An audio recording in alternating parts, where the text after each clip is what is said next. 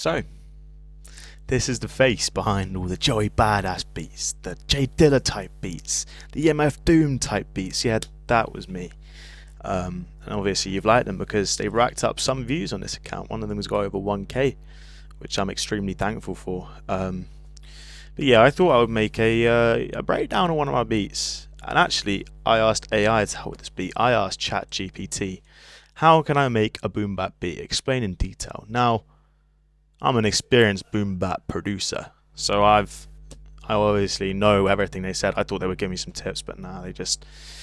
And anyways, some of the stuff they said, like kicks on 1 and 3 and snares on 2 and 4, yeah, that's basic boom bap. You can give me someone with like head nod to it. I don't go I nod to like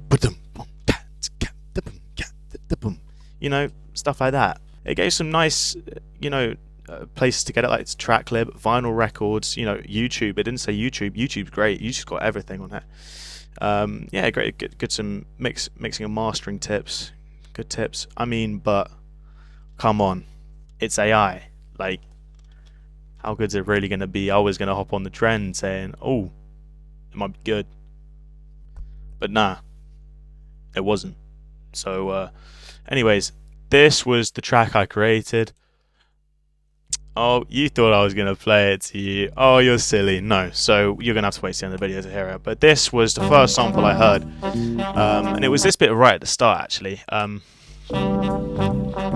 know, it immediately caught my attention because what I listen to all the time is jazz rap records from people like from Q-Tip. A Tribe Called Quest, they're incredible. But I also listen to stuff like from Common and Guru. They all have these like incredible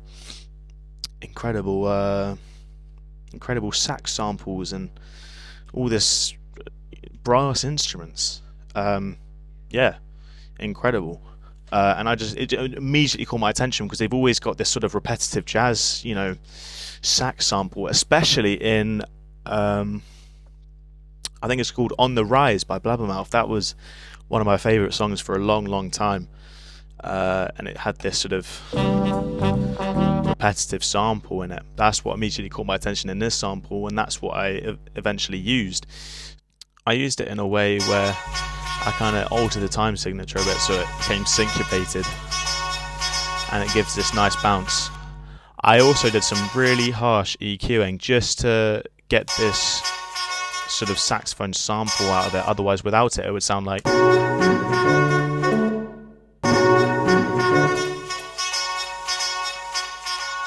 You know, it just wouldn't sound as nicer. But that's what I did for that sample. And what I did for my next one was I found it before actually. This one actually immediately caught me because of the voices and stuff. And then I carried on listening after the voices around here. And actually comes in. I thought, well, this is nice, you know. But that, you know, what can I do with that? And then these horns came in.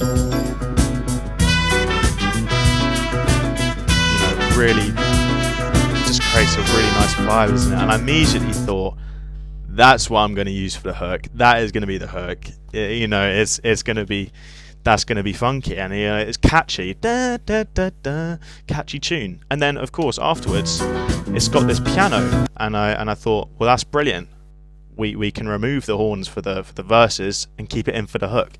It's just samples like these where you got to find it, actively search to find it instead of just, you know, oh, that will sound nice. I recently tried this one, and you know, it's a really nice one, and I really think I can do something with it, but I just don't have the time and energy right now. I'm not in that sort of mood to just do some really insane amount of chopping and etc. And also, yeah, you see Navy D down here. Navy D, incredible producer. Love his videos. But anyways, what I did with this second sample, for the start, because the saxophone was still playing, and it kind of clashed with the horns, didn't want to have it sort of clash and stuff. But basically, it's just a loop of that's it, and then a little deviation at the end to keep it interesting. and then that's looped twice, and then a bigger deviation at the end, because after 4 bars of something you expect for it to repeat again, but then this comes in 1 beat early, so it almost catches you off guard, but then it bridges into this nice the hook section, of course. Yeah, it has a nice bridge into it.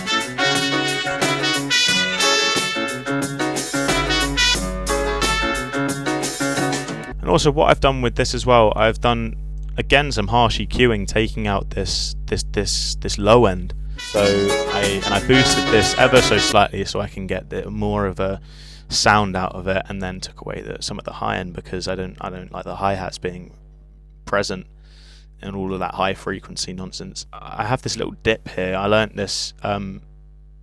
to put this dip here because if I were to just have this as a harsh cutoff at around 200 to 300 hertz, it sounds terrible, right? But then if I have it like this, it doesn't add much, but it adds sort of that, more fuller presence within this sample. And so I also did a bass line straight after this. I'm pretty good at music theory, so I just played this in. It's F sharp, A, B, and C sharp. I should say as well, I pitched these samples up quite a lot, and also to make both of them work, I had to do some pitch shifting, etc. But I pitched them up about 2 or 3 semitones. But this is the bass line.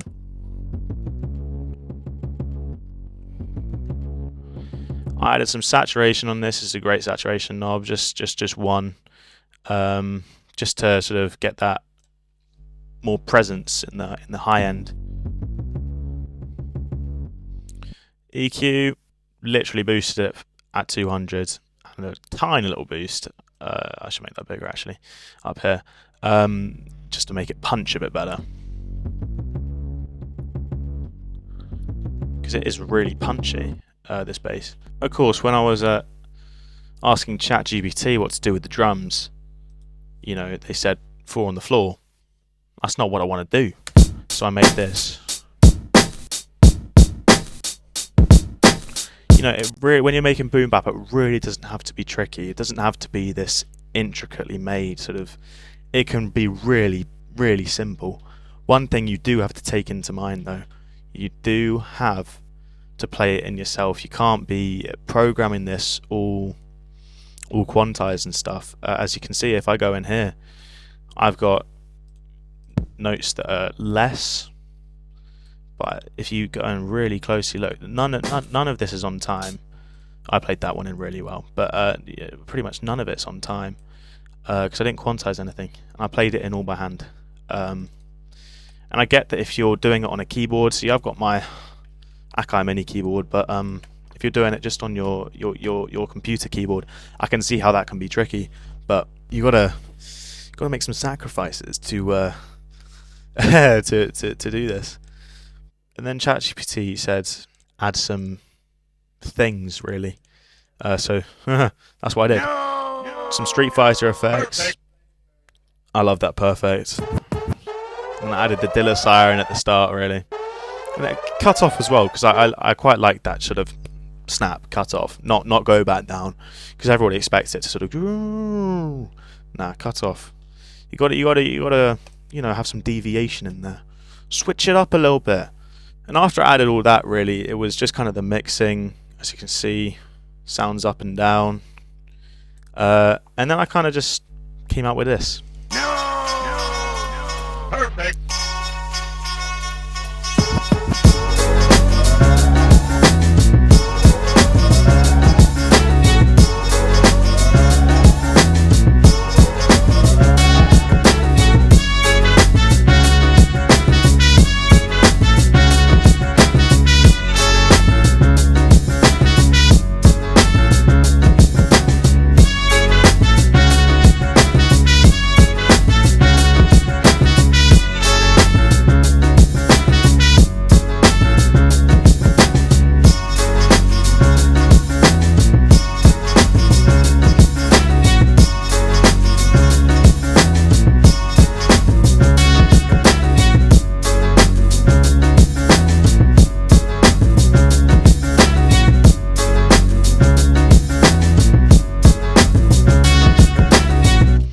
So yeah, that's how it came out. And one important thing I should add really is some effects that you put on your samples is compression. And if you want to copy this compression, I mean it's not that bad. Really peaking at sort of -10, -9, just so you can sort of really feel that kick drum when it punches. Boom, boom. You know, you don't want a kick drum drowned out by the sample. But then again, you don't want a sample drowned out by the kick drum. I also tend to add compression for the snare as well, because you want that snare to stand through, especially if there's already a snare in the sample, which there isn't, but I still added compression on the snare anyways. And then I think I also added some saturation on the drums as well, specifically the kick and the snare. Yeah, just to make them stand out, get that sort of boom bap feel, because saturation also, that one knob saturation also adds some distortion. But yeah, basically that's what I made last night, and I mean, I hope you like it. I've redone this outro about 12 times now because I realised the one I did in the video was absolutely terrible. But anyways, what I was saying was, if you like this, please comment saying upload it to BeatStars, because I list all my beats on there for around 10, 20 quid, you know, quite cheap. And if you want it, please comment down below saying I want this beat, or I want more of these breakdowns, because I've made much more beats than I've put on my BeatStars. Many, many more, and I can break down tracks that have gained more traction on TikTok as well, or ones that I just like, just ones that I've really enjoyed doing and really enjoyed the outcome, because there are plenty of those. And also, if you want any shit beats, you can ask for them as well, because trust me, there are also plenty of those. But I hope you enjoyed it, and please go to my BeatStars, because I need money. I need money, and I